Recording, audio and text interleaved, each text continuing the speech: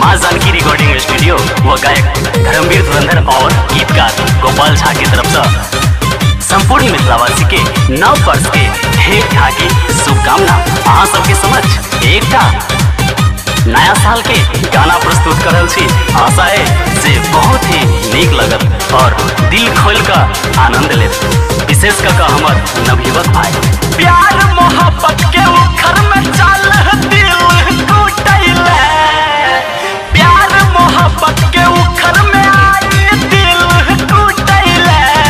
नया साल लइके जान चल सिनेमा देखैले, नया साल लइके जान चल सिनेमा देखैले।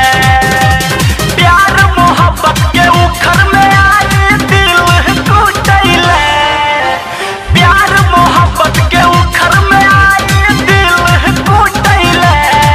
नया साल लइके जान चल सिनेमा देखैले, नया साल लइके जान चल सिनेमा देखैले।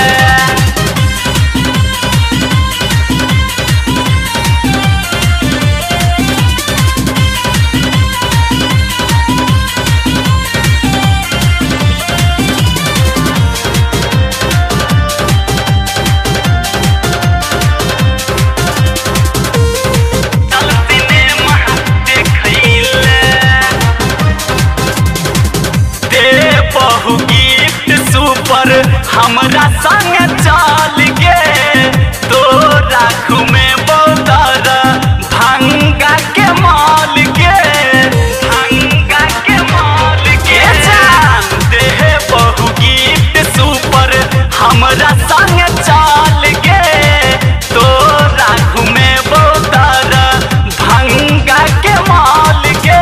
हाथ में ग्रीटिंग कार्ड लाका उठै बैठैले, हाथ में ग्रीटिंग कार्ड लाका उठै बैठैले। नया साल लइके जान चल सिनेमा देखैले, नया साल लइके जान चल सिनेमा देखैले। रिकॉर्डिंग बाय माँ जानकी स्टूडियो मुजफ्फरपुर।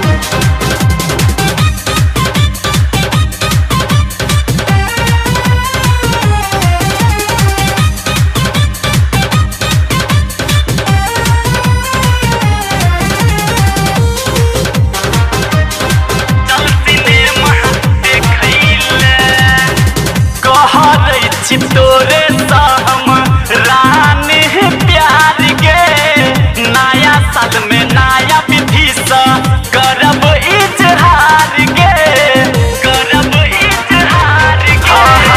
करै छी तोरे हम रानी प्यार गे, नया साल में नया विधि से करब इजहार गे।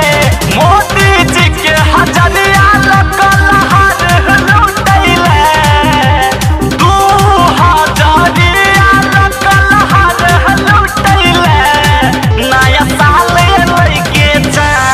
चल सिनेमा देखैले, नया साल लइके जान चल सिनेमा देखैले।